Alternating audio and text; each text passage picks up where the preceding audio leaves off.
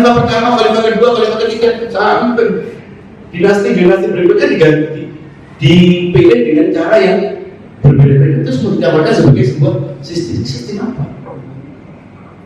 Itu sudah gugur dengan sendirinya. Ini hanya sebuah suksesi. Siapapun yang menggantikan seseorang disebut dengan khalifah. Itu karena mindset kita tentang agama yang sudah keliru sejak awal. Mengapa apa mindset ini? Karena menganggap agama dan logika itu bertentangan. Dan ini yang dikatakan bahwa Al-Razi itu bisa mendidik seseorang dalam 5 menit. Jangan kan 1 menit saya pun bisa. Ketika orang saya benturkan antara Al-Quran mengikuti akal atau Al-Quran, woi orang pasti mengikuti Al-Quran. Begitu dia jadi keranjang yang kita diisi dengan apapun, jadi robot religius. Pasti. Di mana saja. Hanya itu kalau Al-Quran wahyu suci atau akal. Mengikuti Al-Quran. Padahal yang keluar dari mulutnya bukan Al-Quran. Info-info yang seakan-akan itu disampaikan kepada Al-Quran. Dia Al-Quran, dia Nabi dong. Banyaknya nabi-nabi swasta ini yang akhirnya mendidik orang dalam sekejap menjadi intoleran. Padahal dia sarjana, insinyur, terdidik, justru makanan paling empuk. Sasaran paling empuk adalah orang yang terdidik secara sains. Mengapa begitu? Kan kita biasanya dia cerdas, menjadi terpapar. Jangan ini. Orang-orang terdidik secara saintis yang punya knowledge itu biasa menggunakan logika empiris. Bisa dipahami ya? Logika empiris, logika yang menghadirkan, yang memproduksi pengetahuan empiris. Objeknya adalah sesuatu yang fisikal, ya kan? Nah, agama ini yang dihadirkan oleh mereka justru memang menolak logika. Karena menganggap bahwa logika itu, dengan logika orang tidak akan bisa mengenali Tuhan. Sebab apa? Pahamannya bahwa logika itu hanya logika empiris. Betul, kalau dengan logika empiris tidak akan muncul agama, karena agama bukanlah objek fisikal. Tuhan abstrak, tidak akan pernah bisa dikenali dengan logika empiris. Empirisnya dihilangkan, lalu dikatakan bahwa agama tidak bisa dikenali dengan logika. Betul. Mereka selalu berhadapan dengan logika empiris dalam fisika, dalam kimia, dalam biologi, dalam semuanya adalah produk akal logika yang empiris itu. Nah, ini mereka memang mendasarkan agamanya without logic. Memang tak logika. Tujuannya apa? Kalau dengan logika, orang akan kritis tidak akan patuh. Jadi untuk membuat orang itu patuh, itu harus dibebaskan dari logika. Mereka, orang yang terdidik secara saintifik, sudah tahu bahwa logika ini hanya untuk objek yang bersifat fisikal. Mereka tidak lagi mau menggunakan saat beragama. Datanglah orang yang mengatakan, memang agama tidak boleh dikenali dengan logika. Tetaplah Anda menjadi seorang saintis dengan logika ini, tapi ketika beragama jangan gunakan logika. Kenapa? Logika dalam sains sudah terbukti hanya untuk objek yang bersifat fisikal. Jadilah mereka berbondong-bondong, seperti membuat Honda di Cikarang. Semenit, bukan semenit. Kita ya, dengan PV-nya dulu sih, kalau ketemu dengan instruktur yang kuat, pasti 90%. Orang-orang yang terdoktor dalam bidang metalurgi, dalam bisa kan apalagi yang biasa. Jadi mengapa kampus-kampus itu bisa dimasuki? Ya karena mereka membidik orang-orang dengan IPK terbaik, orang-orang yang cerdas, yang nanti akan menguasai lembaga pendidikan itu, jadi dekan, menjadi dosen, menjadi rektor. Kemudian mereka masuk ke BUMN, dari situ mencetak sarjana-sarjana terbaiknya, masuk ke BUMN, masuk ke perusahaan-perusahaan, masuk ke Konoko, masuk ke Slambersi, masuk ke Total, masuk semua mereka. Jadi masuk ke kementerian BI, Telkom, nggak usah ya, sudah banyak. Dan kita sibuk melihat khilafah. gugurkan dengan konsep yang lebih kuat daripada khilafah. Kalau Anda tidak akan pernah. Selama Anda meyakini khilafah, Anda juga meyakini khilafah, Anda ingin gugurkan khilafah mereka akan katakan Anda menolak khilafah. Kalau Anda menolak HTI, gugurkan khilafah. Ada yang berani? Berani. Menurut saya bukan khilafah, bukan persoalan utama. Memang khilafah jelas-jelas ingin mengubah NKRI, cuma ingin, tidak akan pernah bisa. Itu gimana? Di daerah kelahirannya aja tidak tumbuh mau di sini, itu sudah jelas mimpi. Belum lagi mendirikan khilafah itu suksesi, bukan sebuah sistem. Andai kan dia sebuah sistem, mestinya punya pola yang sama. Lah khalifah pertama, khalifah kedua, khalifah ketiga sampai dinasti berikutnya diganti, dipilih dengan cara yang berbeda-beda. Terus mau ditawarkan sebagai sebuah sistem apa? Itu sudah gugur dengan sendirinya. Ini hanya sebuah suksesi. Siapapun yang menggantikan seseorang disebut dengan khalifah. Jadi ada Al-Quran ini ja'ilan fil ardi khalifah. Itu artinya manusia dijadikan sebagai khalifah. Sebagai spesies dia adalah khalifah bagi makhluk yang lain. Dialah yang mengendalikan bumi dan ya itulah ibadiyah sholihun, bahwa manusia-manusia baik itu adalah representasi dari Homo sapiens yang bagus. Kalau setiap orang adalah khalifah, Nabi bukan khalifah. Katanya mengikuti sunnah Nabi. Nabi kan bukan khalifah. Sebab kalau khalifah dia menggantikan pemimpin sebelumnya, gawat dong. Jadi sebetulnya bisa gugur dengan asal yang ngomong itu orang yang benar-benar mengetahui, bukan sekedar bapak banyak penggemarnya. Susah kalau banyak penggemarnya ya harus mencocokkan diri. Dan penggemarnya ya dari kelompok mereka sendiri. Asal saya menduga mereka yang mayoritas kan. Jadi selama saya majority ini cuma sibuk dengan urusan hal yang tidak terlalu penting.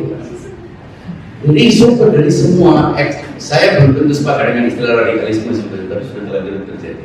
Bagi saya radikal itu kadang positif, kadang negatif. Berpikir filosofis itu juga berpikir radikal. Berpikir revolusioner juga berpikir orang revolusioner. Kemerdekaan kita kan karena revolusi. Kalau revolusioner radikalisme itu kan apa yang dilakukan oleh Bung Tomo juga adalah radikalisme, tapi radikalisme yang positif. Nah, masalahnya diksi ini sudah terlanjur menyebar dengan konotasi yang negatif. Sulit juga kita membendung. Menurut saya ekstremisme yang sudah pasti lawannya adalah moderat. Orang yang ekstrim kanan, ekstrim kiri, pokoknya ekstrim itu keluar dari batas proporsional, keluar dari batas logika, itu namanya ekstrim. Nah, dari mana munculnya ekstremisme? Munculnya ekstremisme karena intoleransi. Dari mana munculnya intoleransi? Karena tidak menggunakan akal cuti nalar. Mengapa cuti nalar? Karena satu masalah menurut saya, pemutlakan yang relatif. Memutlakan yang relatif. Tidak bisa membedakan antara wahyu yang suci dengan persepsi tentang wahyu. Tidak bisa membedakan antara agama dalam domain ketuhanan dengan agama dalam domain pemahaman. Itu sumber. Tidak ada yang bisa memutar ini kecuali memang ahli di bidangnya. Dan di Indonesia ini rasanya sedikit. Jadi bagaimana nasionalisme? Nasionalisme itu harus dianggap bukan sesuatu yang perlu ditanamkan. Ini karena logik agama yang selalu dianggap agama itu tidak ada nasionalisme. Al-Quran mengatakan, Inna khalaqnakum min dzakarin wa ja'alnakum syu'uban wa qabail. Keberadaan bangsa-bangsa yang beragam ini sudah ditetapkan oleh orang. Menolak adanya bangsa-bangsa yang berbeda, itu berarti menolak apa? Artinya pertahankan bangsa Anda untuk bisa bergaul dan bekerja sama dengan bangsa. Adanya suku-suku juga adalah sebuah entitas yang dikonfirmasi oleh Allah. Tapi saat beragama, inna hadhihi ummatukum ummatan wahidah. Kita sebagai bangsa ya banyak beda dengan bangsa-bangsa lain. Tapi dalam soal agama borderless. Satu umat kita dengan siapapun yang berpikir sama pemahaman keagamaan dengan kita itu. Tapi sebagai bangsa itu saja. Orang juga. Sebagai suku-suku, ya harus banyak. Sebagai bangsa, kita harus banyak bangsa. Kita bangsa. Apa ikatan bangsa? Konsensus konstitusi dalam pengikat. Makanya entitas bangsa itu modern, diperbarui terus. Ada ikatan kontrak sosial itu. Tapi kalau umat sama beragama, bahkan sama-sama menyembah Tuhan bisa jadi umat. Al-Quran, Inna hadhihi ummatukum ummatan wahidah wa ana rabbukum fa'budun. Sama-sama bertuhan. Sila pertama sudah cukup untuk dianggap satu umat. Tidak harus seagama. Tidak harus seagama. Kemarin Pilpres itu sibuk menyandingkan yang religius dengan yang agama. Please. Itu justru akhirnya memposisikan seakan-akan memang perlu disanding-sandingkan. Anda menyandingkan sesuatu berarti memang berbeda. Ini yang umum. Bahkan orang-orang kelihatan pakar itu semuanya ngomong nasionalis religius. Nasionalisme adalah religiusitas. Tidak perlu mencari dan pemimpin harus religius. Kenapa? Pemimpin harus religius. Ini bukan pemimpin agama, bukan pemimpin umat. Ini pemimpin bangsa. Dasarnya apa? Ya diterima langsung, akseptabilitas itu yang menentukan. Mau religius, ahli sholat, fasik, mau bukan urusan itu untuk memimpin pesantren. Itu untuk memimpin majelis taklim, bagus. Tapi ini memimpin orang dengan ragam keyakinan, lalu Anda harus bagus dalam sebuah keyakinan tertentu. Akhirnya merasa tidak terwakili orang-orang yang berada dalam keyakinan lain. Jadi ini niat berdemokrasi atau bikin majelis taklim. Nyata betul. Kenapa sih kita tidak bisa ngomong? Ada forum. Siapa? Anda sesat kafir. Selogik apapun Anda akan tetap sesat juga. Ada dokter dalam bidang epistemologi tetap saja ada sesat. Ada kafir. Anda tidak punya akses. Anda hanya bisa ngomong dalam forum terbatas. Itu pun tertutup. Jauh-jauh. Seringkali ya di dunia yang sudah didominasi oleh korporasi data yang disebut dengan era industri 4.0 itu kadang apa yang mau kita pikirkan pun dikendalikan orang. Mereka yang membentuk diksi, frasa, istilah, berita. Mereka bukan hanya menyampaikan berita ke kita, tapi membentuk berita.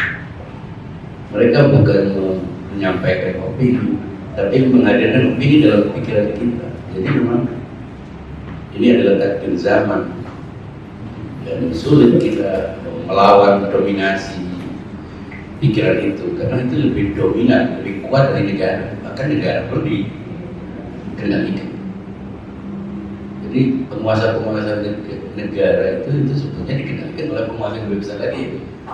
Penguasa-penguasa yang tidak lagi terikat oleh batas-batas geografis. Mereka kalau datang ke sebuah negara juga diperlakukan seperti pemimpin negara, ditemui oleh pemimpin negara karena mereka yang mengendalikan pikiran-pikirannya. Mereka yang menyuplai apa yang harus dilakukan, apa yang dipikirkan, kecenderungan orang.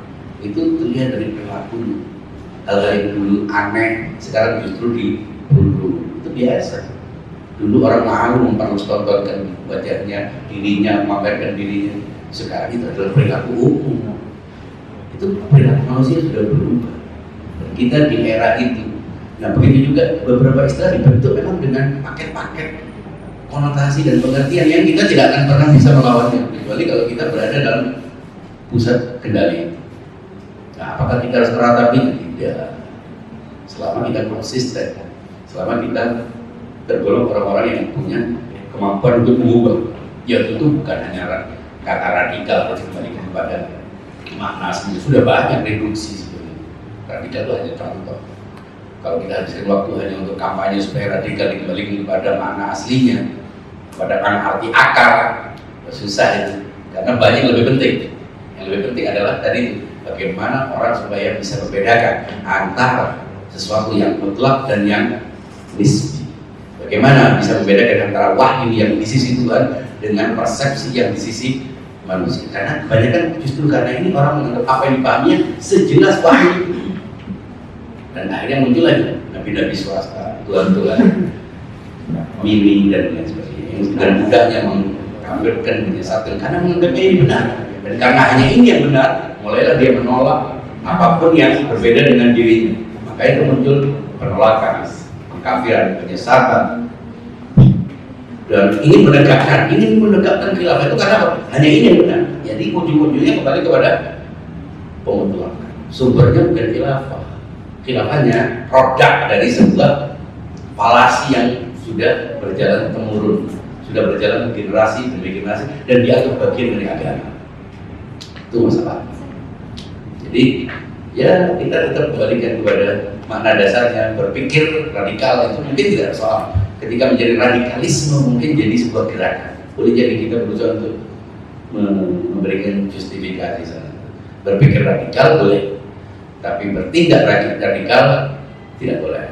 Ketika menjadi radikalisme, ya berarti menjadi sebuah gerakan. Mungkin itu maksudnya.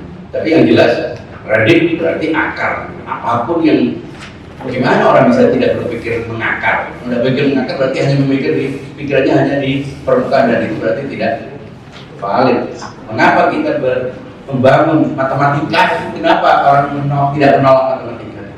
2 dikali 2 sama dengan 4. Apakah matematika lebih kuat dari agama?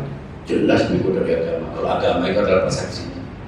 Tapi kalau agama harus didasar kepada redik, pada sesuatu yang mendasar dengan aksioma logika, lebih kuat dari matematika. Masalahnya sekarang agama itu hanya perintah, anjuran, ancaman, janji-janji.